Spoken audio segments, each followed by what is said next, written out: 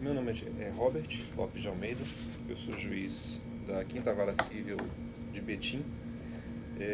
Eu me formei na Faculdade de Direito da UFMG no ano de 1994, então tem bastante tempo.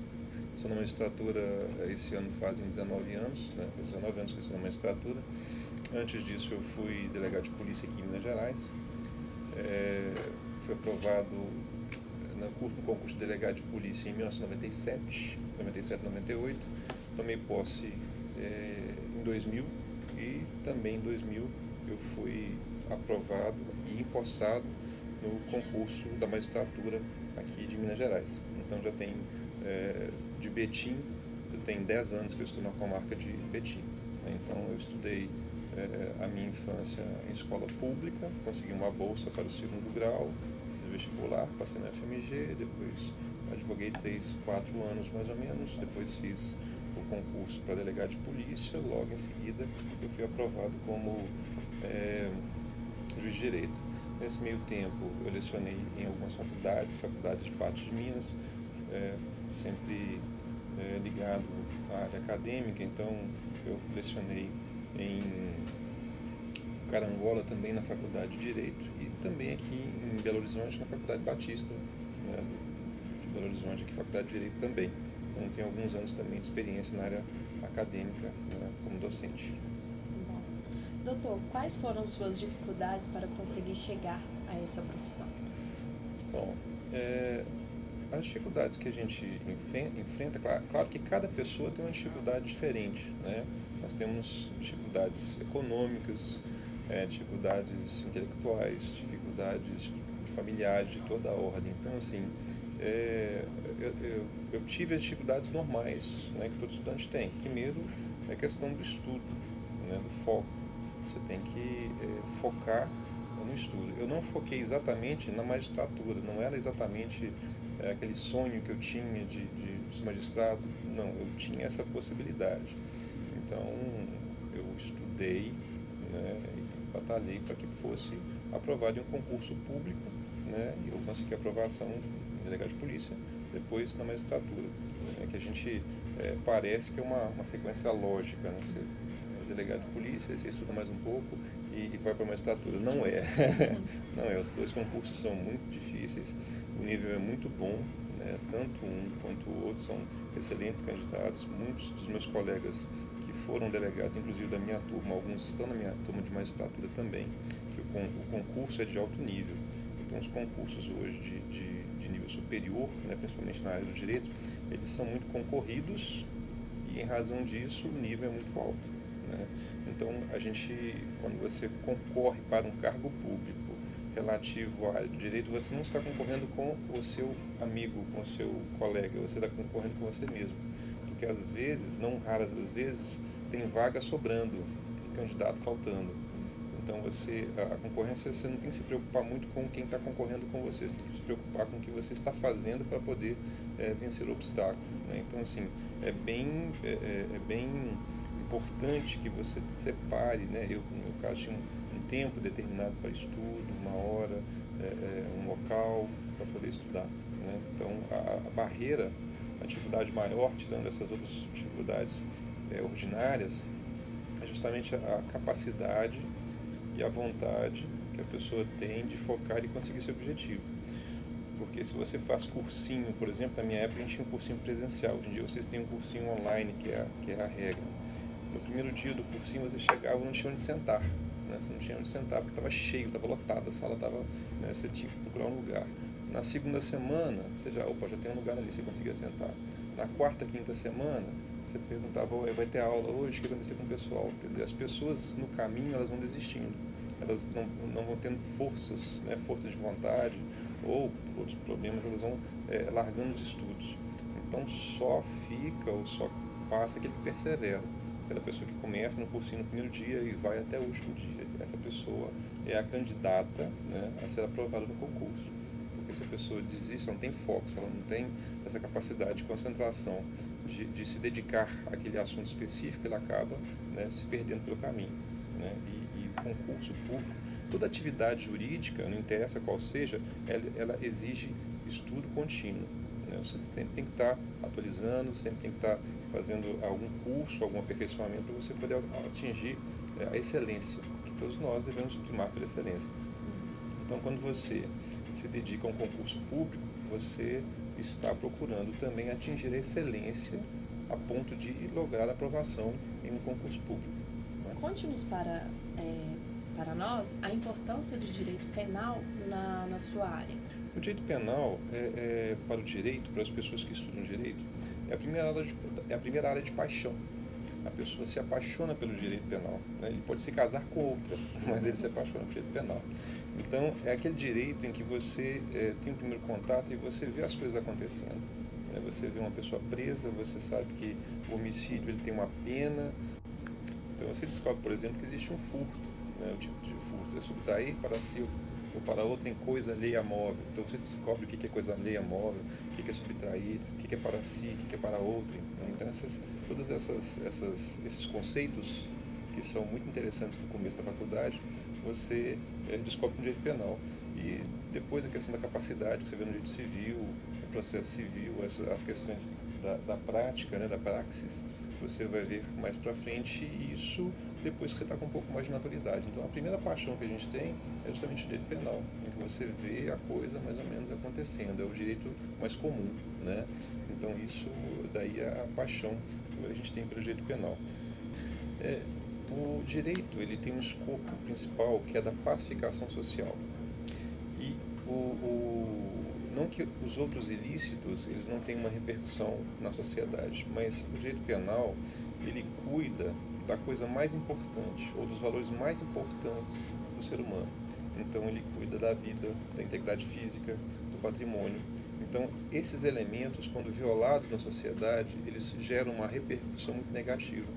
Então o direito penal ele surge como um instrumento ou ferramenta de pacificação social relativamente aos bens mais importantes da pessoa. Por exemplo, a vida. A vida é tutelada pelo direito civil? Sim.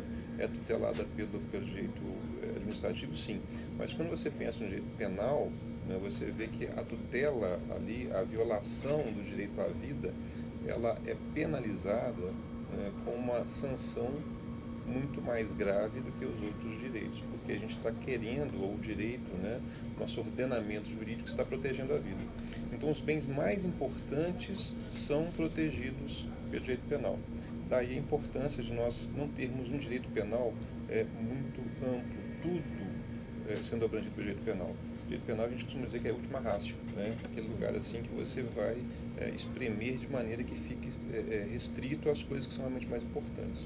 Então, se você começa a penalizar diversas situações corriqueiras, você acaba perdendo o sentido do direito penal. Então, o direito penal, numa sociedade como a nossa, ele tem essa função, essa ferramenta de ser um instrumento efetivo de pacificação social, né? Então, não dá para você imaginar uma sociedade sem a intervenção de uma norma penal, né? De uma norma que coíba a violação do direito do próximo. Então, o direito penal, com a pena, ele não tem só o escopo da pacificação, mas ele tem o escopo preventivo também, né? Então, você pune porque errou, mas pune também para que os outros saibam que, se errarem, vão ser punidos de igual forma. Daí o problema da impunidade, né? Quando você tem o crime como algo lucrativo, algo que vai te dar retorno financeiro, eu posso delinquir, não serei pego, não serei punido. Então você incentiva a criminalidade. Então o nosso direito penal, além de ser ágil, tem que ser rápido e eficiente. Então o nosso sistema penal tem que funcionar de maneira mais rápida. E quando você incha o direito penal, quando você incha, né, essa esfera penal com coisas desnecessárias, aplicação de penas desnecessárias, procedimentos desnecessários, você acaba trazendo uma demora que implica em impunidade, que redunda em aumento da violência, em aumento da criminalidade, né? Então, a função primordial do direito penal é a pacificação social, como as outras áreas do direito. Mas como nós estamos tratando de pontos sensíveis, o direito penal é mais importante para essa pacificação do que os outros ramos do direito. A gente vê de maneira mais expressiva, por exemplo, o tribunal do júri, né? É o momento em que a pessoa que cometeu um homicídio, é levado na presença dos pares, né, que são os jurados, para serem julgados, para ser julgado por eles e dizer se ele é culpado ou se ele é inocente. Né? Então, o direito penal ele tem essa característica especial de ser extremamente importante não só para a punição, mas para a prevenção do crime também e pacificação social. Para tomar as decisões cabíveis, qual maneira você utiliza para não deixar que o sentimento da emoção ultrapasse o da razão? Nós somos técnicos, né? Então os estudantes, desde o início, eles têm que entender que devem trabalhar de maneira técnica. Quando nós somos advogados e nós nos apaixonamos excessivamente pelo caso, nós acabamos atropelando a razão. E quando nós atropelamos a razão, você acaba passando dos limites. Então, a gente não deve, por exemplo, advogar em causa própria, porque a emoção de ser parte é muito grande. Então, quando nós trabalhamos tecnicamente, examinamos o caso como técnicos, a gente afasta um pouco essa emoção. Não tem como você dissociar totalmente, né, o seu sentimento daquilo que você está fazendo. Mas você tem que pensar tecnicamente, né, e é assim que eu faço. Eu penso na técnica, examino a matéria, o caso tecnicamente, e dentro do acervo probatório, que tenho ali os instrumentos de prova colocados à disposição, trazidos aos autos pela polícia, pelo Ministério Público. Em cima disso que está provado que é decidido, não com relação a um sentimento pessoal, ou um sentimento de vingança, ou de revolta, porque a questão ali que está se discutindo é autoria e materialidade, ou seja, materialidade. Existiu o crime? Tem prova do crime? Bom, existiu o crime. Primeiro ponto está superado. Segundo ponto, autoria. Foi essa pessoa a quem está sendo imputado o crime o autor realmente desse fato? Então são esses dois pontos que são examinados. Decididos ou descoberto que realmente houve o crime e que esse crime deve ser imputado a essa pessoa, aí vem a aplicação da pena. Né? Na aplicação da pena tem toda uma técnica para isso, mas não se deve ou não se pode deixar a emoção superar a razão, porque ao invés de justiça, pode fazer injustiça, né? Para o bem ou para o mal, para prejuízo ou para benefício. Né? Então, eu tenho que atuar, eu atuo de maneira técnica para poder descobrir ali os elementos de prova suficientes e em seguida a aplicação da pena. Conte-nos um caso que o mais marcou de alguma forma em sua vida profissional. Bom, vários casos são marcantes, mas eu entendo que o lado humano ele é muito importante. Teve um caso na esfera criminal, na cidade de Carangola, em que uma família, dois irmãos e um pai foram acusados de um crime violento, mataram um parente, um tio dos rapazes e irmão desse pai. Foram de terras, deram tiros, etc, etc, etc. Essas três pessoas foram presas, os dois filhos e o pai foram presos. O pai tinha 70 anos e ele estava definhando na cadeia. Ele fatalmente iria falecer se ele continuasse preso onde ele estava. E foi feito o pedido de prisão, pedido de liberdade provisória. Examinando aquela situação, eu coloquei o senhor em liberdade, ele foi colocado em liberdade. Logo em seguida foi feito o júri, os dois filhos assumiram a autoria do crime e eles inocentaram o pai, disseram que o pai não teria responsabilidade. O tribunal de júri entendeu que ele não teria responsabilidade, então se o tribunal de júri entendeu que assim foi, ficou sendo. E logo em seguida eu estive na cadeia e esse filho, que foi condenado por mim a 26 anos de cadeia, ele disse o seguinte: doutor, muito obrigado. Eu falei assim: muito obrigado porque pelos 26 anos? Não. Ele falou: não, porque o senhor liberou meu pai, se ele tivesse ficado aqui dentro ele teria morrido. Então, quer dizer, a pessoa foi condenada, estava ciente do crime dela, ele não foi punido de maneira excessiva, foi dentro dos limites da lei e teve ainda a capacidade de agradecer porque o pai dele tinha sido liberado e não morrido na cadeia. Então, assim, veja que aí você tem que conjugar os dois fatores que você coloca, a emoção e a razão. Na razão, ele tinha condições, ele foi condenado, tinha prova da autoria, materialidade, foi condenado no tribunal do júri, sim, aplica-se a pena. O pai, seria justo que ele ficasse na cadeia, defiando e morresse por um crime que talvez nem tivesse cometido? Não. Então, assim, o senhor foi colocado em liberdade e os filhos eventualmente condenados. Então, esse foi um caso bem marcante, porque se você trata a pessoa com justiça, com humanidade, ela não se revolta. Ela sabe que ele cometeu um crime e por ele tem que ser julgado, né? Tem que ser condenado, punido por aquilo de acordo com a lei. Nunca além da lei, nunca aquém da lei, né? Então, a pessoa não se revolta. Quais os conselhos que você daria para as pessoas que estão iniciando essa carreira jurídica? Bem, primeiro que o curso de Direito é um investimento, então é um investimento financeiro. Você vai tirar dinheiro de onde você não tem para poder investir em você. O primeiro ponto, e quando eu lecionava eu dizia isso, eu perguntava, o seu dinheiro está sendo bem empregado? Se você pegar esse dinheiro e colocar na poupança no final desse período, vai te render mais do que se você aplicar esse dinheiro nos seus estudos? Então essa é uma pergunta, uma ponderação que eu fazia. E o segundo, daqui a 5 anos, a partir de hoje, no primeiro dia do curso, onde você quer estar? Se você não sabe onde você quer chegar, todo caminho serve, como diria o gato da Alice. Mas na minha opinião quando você não sabe onde quer chegar, todos os caminhos levam a lugar nenhum. Então se você não sabe o que você quer fazer, você está fadado ao insucesso, né? Então a gente tem sempre que pensar daqui a 5 anos, né? Ou quando eu me formar, se eu esperar formar primeiro para decidir o que eu vou fazer, eu vou ter que repetir o curso de Direito todo outra vez, vou ter que estudar tudo de novo, porque aquelas matérias que eu vi no começo, elas já não vão estar mais frescas na minha cabeça quando eu estiver lá no 10º período. Então, se eu souber que eu quero advogar, eu devo trabalhar nesse sentido. Então, eu vou me preparar para isso durante todo o curso de Direito. Todo o curso. A gente escreve lá, profissão, estudante. Então, que seja um profissional, alguém que se dedique ao estudo. Profissão é aquilo que eu faço atualmente, aquilo que eu desenvolvo. Então, eu sou estudante, então eu vou estudar. Então, quem está na faculdade, ele realmente precisa sacrificar. Ele precisa sacrificar relacionamento com as pessoas, com a família, ele tem que sacrificar isso. Relacionamento interpessoal com a namorada, com o noivo, com o marido, ele vai sacrificar isso. Tempo com festa, ele tem que sacrificar isso. Se ele quiser um objetivo, ele tem que saber que eu não posso ir em todas as festas, eu não posso acordar todo dia de madrugada, eu não posso porque eu sou um atleta, estou me preparando para alguma coisa. Então, se eu tenho consciência disso, de que eu estou me preparando para alguma coisa, para o futuro, você vai ser bem sucedido.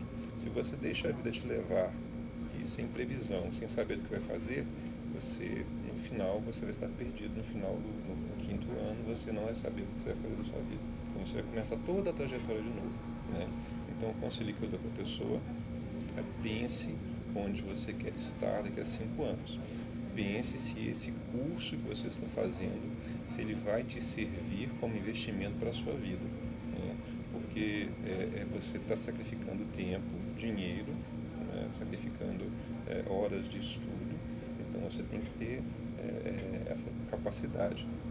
Evitar o bar que fica perto da faculdade é um bom conselho para quem está estudando. Evitar frequentar o mínimo possível, né? Só para tomar um café lá de vez em quando. Porque essas horas de bar fazem falta na hora de estudo, né?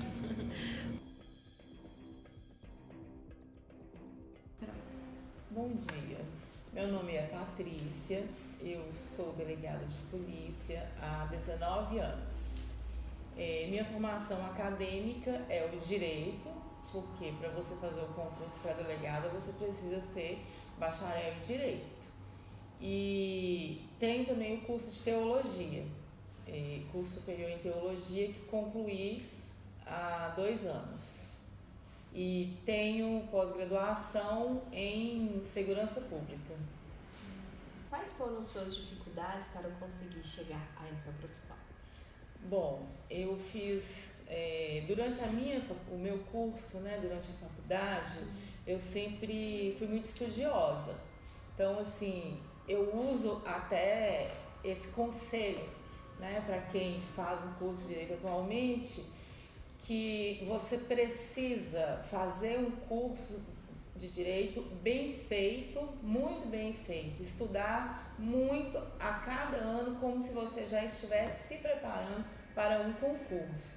Porque quando a gente termina o curso, se você não tem essa preparação, você vai começar praticamente do zero e vai estar concorrendo com pessoas que já estão prontas, que saíram da faculdade prontas. ou pessoas que estão fazendo cursinho já há 2, 3 anos. Então, eu fiz um curso de Direito muito bem feito e quando eu concluí, eu estudei durante 6 meses em um cursinho preparatório e depois de mais 6 meses estudando sozinha, eu passei no concurso. Conte-nos a importância do direito penal na sua área. O cargo de delegado de polícia está diretamente ligado, né, com a área criminal, com o direito penal. Você, para poder exercer o curso de delegado, você aplica todo o tempo o direito penal, auxiliado do direito processual penal, mas o penal é o que bem se destaca, né? Porque no direito penal é que estão capitulados, né, descritos todos os crimes que você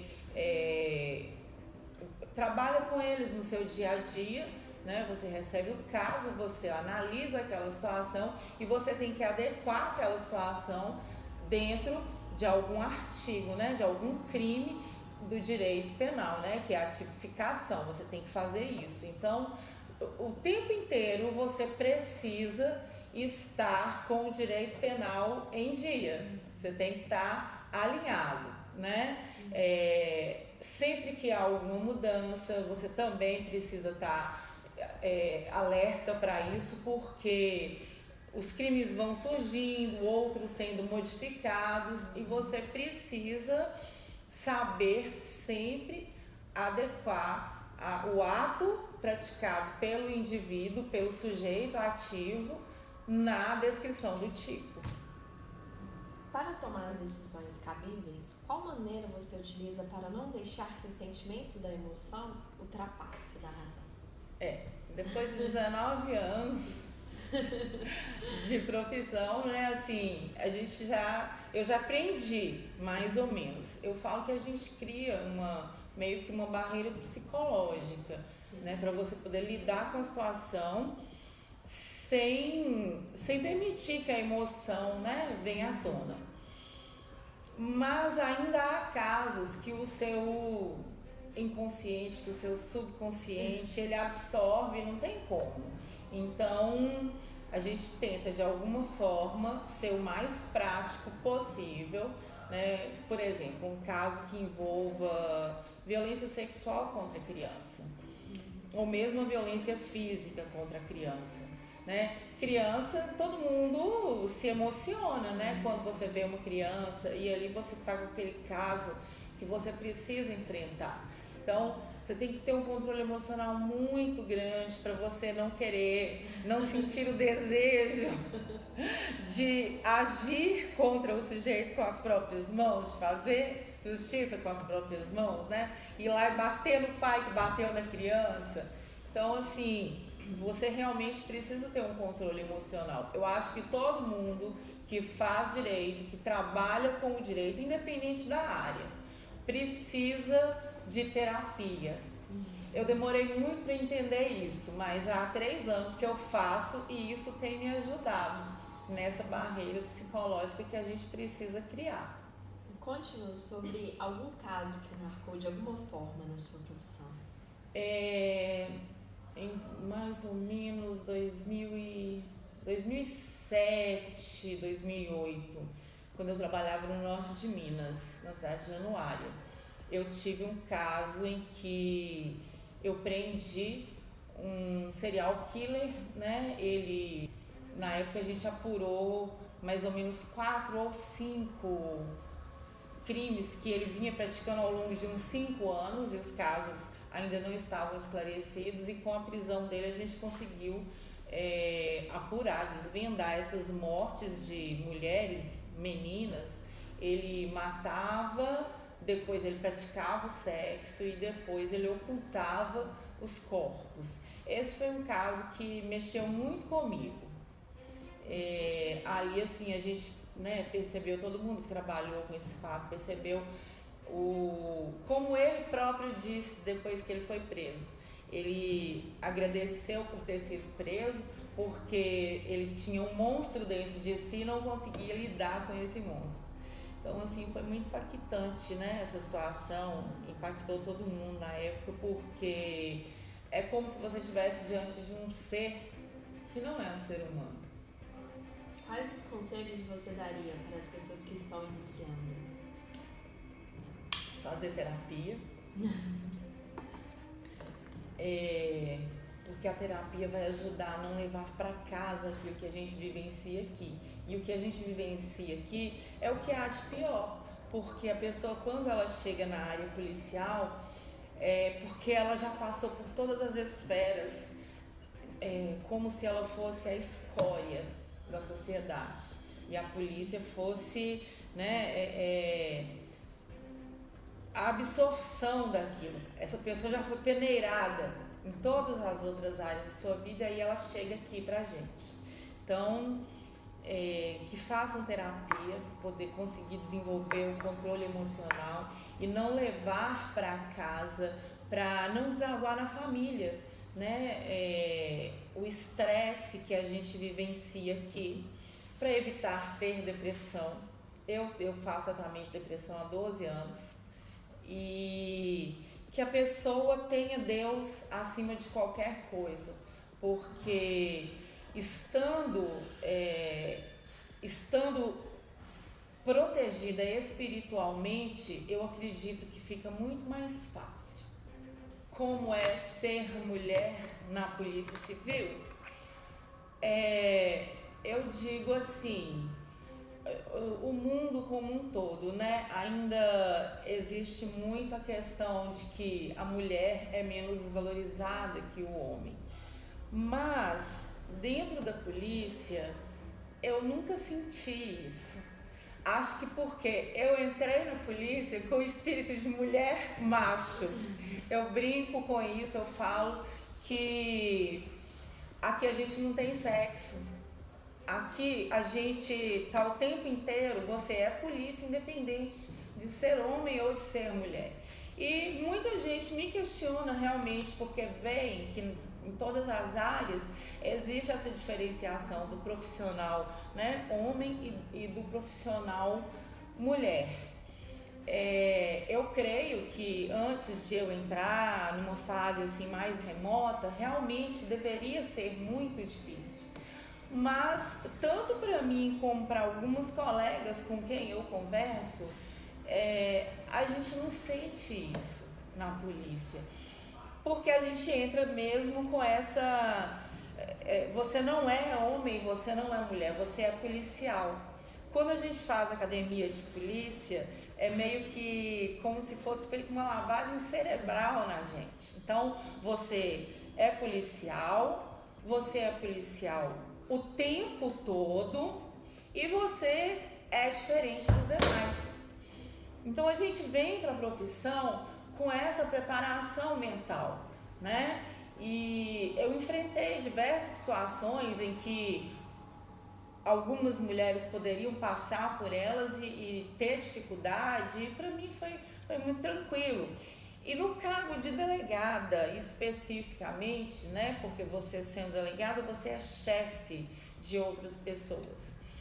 Então eu sempre fui chefe dentro da polícia, eu sempre fui comandante de outras pessoas, mas como eu sempre me coloquei numa posição muito mais que de colega dos meus subordinados, eu sempre lidei com eles de uma forma que eu consigo ganhar o respeito deles.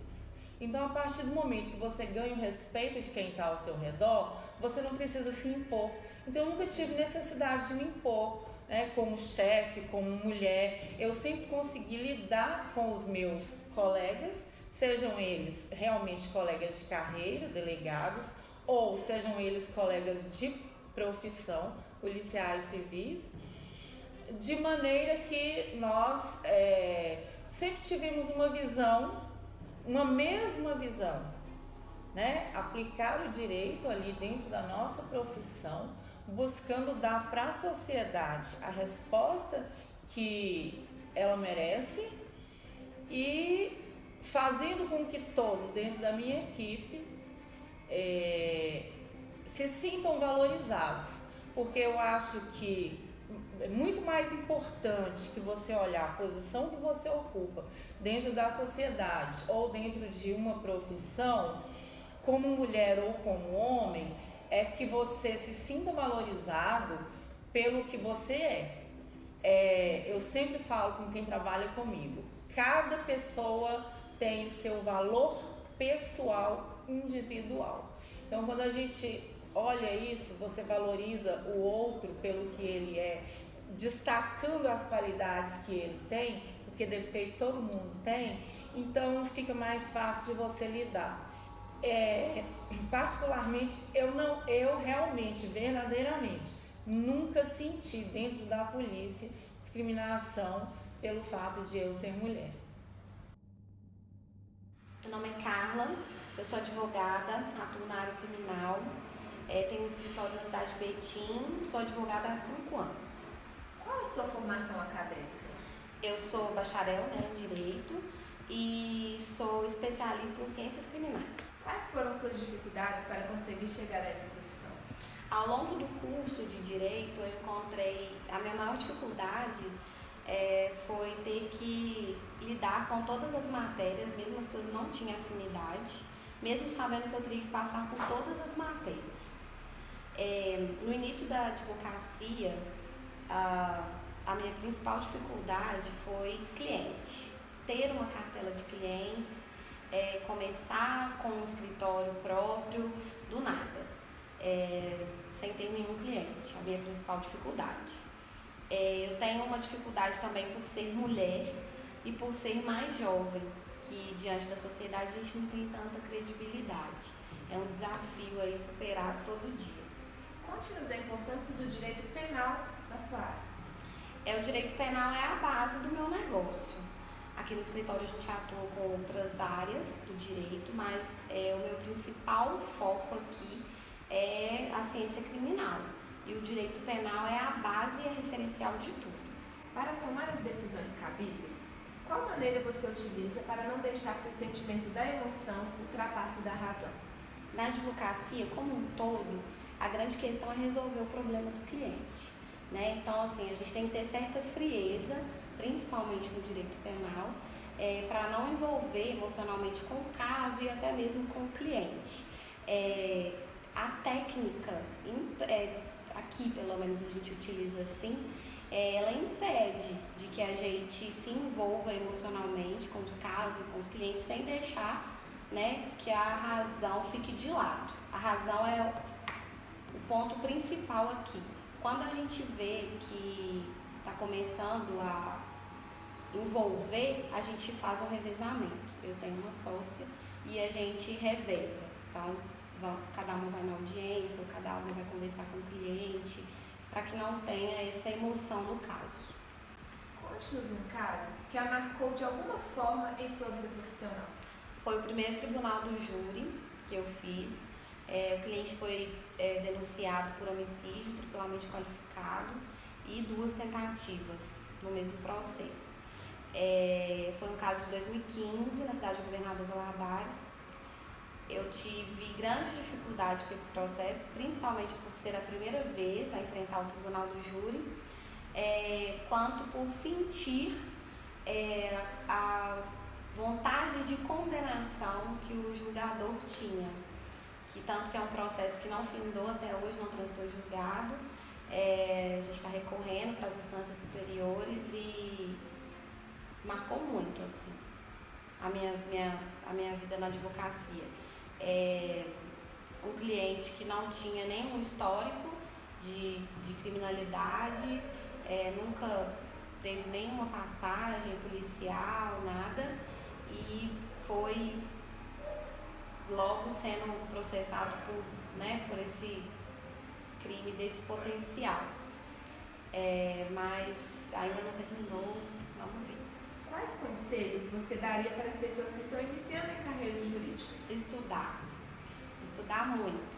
Quando eu era estagiária, eu lembro até que eu trabalhava com uma juíza e ela falou pra mim que era só estudar. E eu ri e falei assim, né, só estudar, mas é verdade, é só estudar. O direito é atualização constante, então a gente tem que estudar todo dia sobre todas as áreas e não dá para ficar sem atualizar, tem que estudar. A questão de ser mulher advogada não é fácil, a gente sofre preconceito de todos os lados. O que sempre me perguntam, primeiro em relação ao meu cliente, como se eles me faltassem com respeito, como se eles tentassem, né, de alguma forma ter algum outro tipo de relação.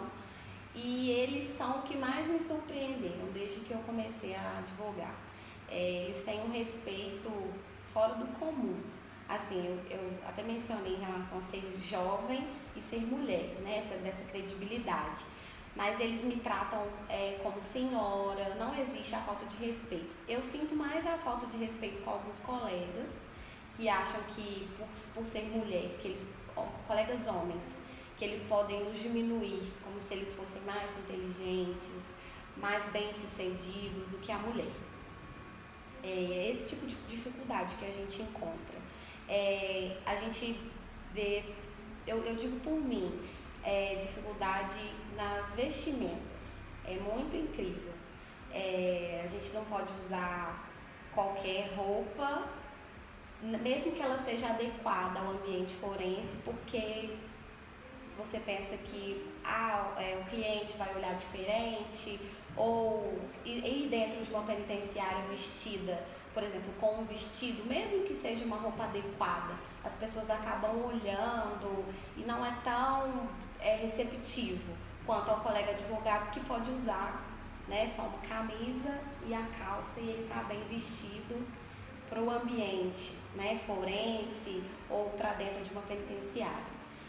Não é fácil, a gente que é mulher sofre preconceito de todos os lados, mas os que eu menos visualizo com o cliente. Eles são os que mais têm, não sei, talvez se eles têm a delicadeza de não ultrapassar nenhuma barreira, né, com a gente que é mulher, mas eu sinto esse preconceito mais de colegas advogados do que de cliente ou de familiar de algum cliente. Sinto mais nessa parte com os colegas, em relação a diminuir a gente mesmo, diminuir como profissional, como se eles fossem mais inteligentes, tivessem mais capacidade do que a gente.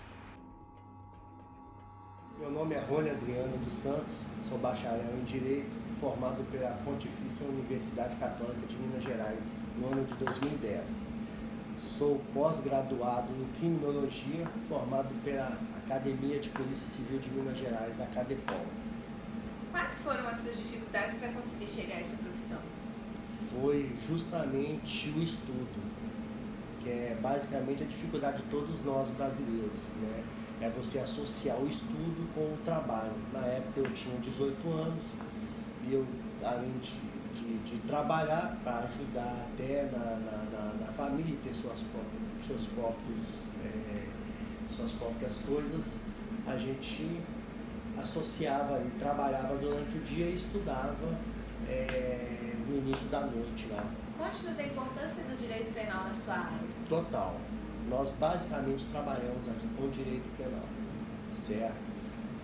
Desde a prisão aqui do criminoso até o momento que a gente passa esse criminoso para o pessoal da SUAP, que são o pessoal responsável pela guarda, né, do delinquente.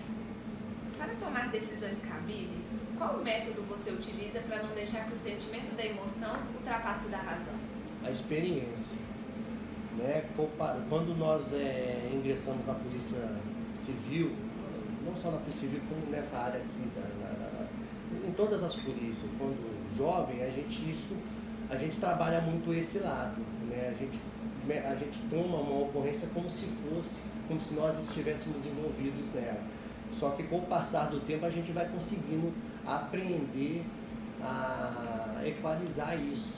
E você não tomar aquilo como um problema seu, né? E sim um problema social, da sociedade. Conte-nos um caso que o marcou de certa forma durante esse tempo.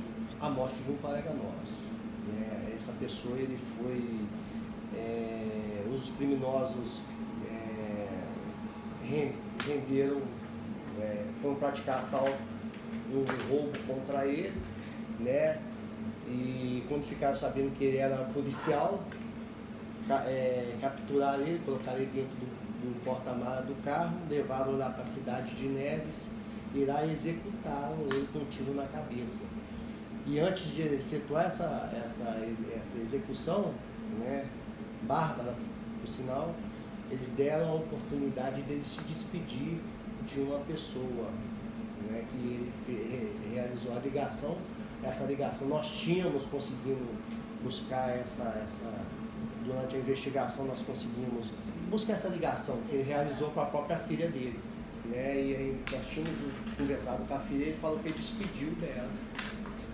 Ele despediu e que não iria mais ter contato com a filha a partir daí. O corpo dele foi queimado, dentro do carro, né? No outro dia do fato nós recebemos essa informação e começamos a investigação, onde nós pegamos os autores.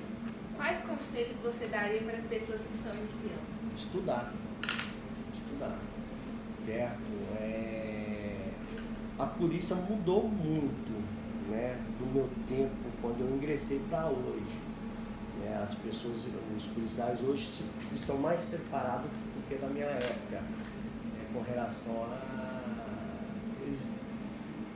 Antigamente o policial era mais bruto, hoje não. Hoje o cara é mais culto, ele tem mais conhecimento, ele entende um pouco mais sobre a lei. Bem, bom dia, meu nome é Eduardo Lindenberg, eu sou perito criminal da Polícia Civil de Minas Gerais. Qual a sua formação acadêmica? Sou formado em Engenharia Elétrica, sou pós-graduando em Ciências Forenses e tenho algumas especializações na área de segurança pública. Quais foram as suas dificuldades para conseguir chegar a essa profissão?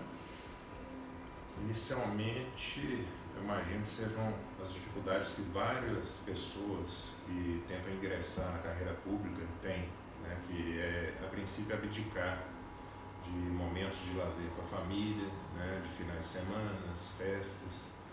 E isso aconteceu comigo. No meu caso particular, eu ainda tive que abdicar de estar com minha filha mais velha. Hoje eu tenho 2 filhas. Então, isso para mim foi complicado. Conte-nos a importância do direito penal na sua área. O direito penal e a perícia criminal andam juntos, né? Eu falo da matéria penal. Tanto o Código Penal brasileiro quanto o Código de Processo Penal são íntimos.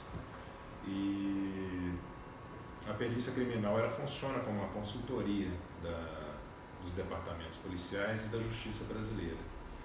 E por esse motivo, o perito criminal ele deve entender, no mínimo, um pouco sobre o direito penal. O Código de Processo Penal fala, né, que a perícia, o que é a perícia criminal, tá? Quando e como ela deve atuar e quem pode ser o perito criminal. Já o Código Penal, ele tipifica os crimes, e os crimes, aqueles que deixam vestígios, são objeto de trabalho do perito criminal. Eu cito alguns exemplos aqui. O crime de furto, o furto simples, vamos dizer, o furto de algum objeto, o furto de coisa alheia móvel, não deixa vestígios, então o perito não atuaria nesse caso. Mas o furto qualificado, né, já deixaria vestígios, rompimento de obstáculo, escalada, né, e assim por diante. O perito iria atuar nessa área para poder fomentar a autoridade competente, seja o delegado ou seja o juiz de direito, né, com elementos suficientes para poder enquadrar o suspeito num determinado crime ou qualificar aquele crime. Então, o outro exemplo é manter casa de prostituição. No Brasil, prostituição não é crime, mas manter a casa de prostituição, sim. E o perito também deve entender desse artigo, porque também tem um segundo artigo 230 que fala sobre o rufianismo, né? Então, o perito ele deve saber diferenciar também o rufianismo de manter casa de prostituição. O rufianismo é tirar proveito de prostituição alheia. Então, por exemplo, eu tive um acionamento certa vez que Eu fui no local para constatar a existência ou não de casa de prostituição. E chegando lá, eu consegui vestígios suficientes para fomentar também a autoridade competente no crime de rufianismo, né? Foram achados diversos livros de contabilidade que podiam enquadrar o suspeito nesse crime também. Para tomar decisões cabíveis, quais medidas você utiliza para não deixar que o sentimento da emoção ultrapasse o da razão? O perito criminal é um ser humano como outro qualquer, né? Eivado de sentimentos, de emoções. Só que a área criminal exige que o perito haja sem essas emoções, que as deixe de lado por algum momento, né? Então, no meu caso, quando eu chego em algum local, eu vou com a mente vazia para poder realizar meu serviço de levantamento técnico-científico de maneira adequada. É dessa forma que eu faço. Conte-nos um caso que o marcou de certa forma em sua carreira profissional. No meu caso em particular, os crimes contra a criança são os piores. Eu tive a participação no levantamento pericial de uma menina recente, de 5 anos, que foi assassinada brutalmente aqui em Betim. Esse, para mim, com certeza foi o pior. No local haviam vários agentes da Polícia Militar e da Polícia Civil e a gente notava a emoção em todos eles. Então esse com certeza foi o pior para mim. Quais conselhos você daria para as pessoas que estão iniciando em carreiras jurídicas? Também é interessante, porque hoje as pessoas procuram entrar no funcionarismo público devido ao salário, devido ao cargo de perito, de juiz, vai me dar status. Então esse para mim seria o primeiro conselho, não procurar entrar numa carreira pública por causa disso. Procure aquela carreira que vai te fazer feliz, que vai te levar ao sucesso pessoal, né? Então esse seria o primeiro. E depois estudar, abdicar do seu tempo, né? No meu caso foram anos de estudo, desde o primeiro concurso até o concurso de perito criminal. Então realmente estudar, abdicar e não desistir dos seus sonhos.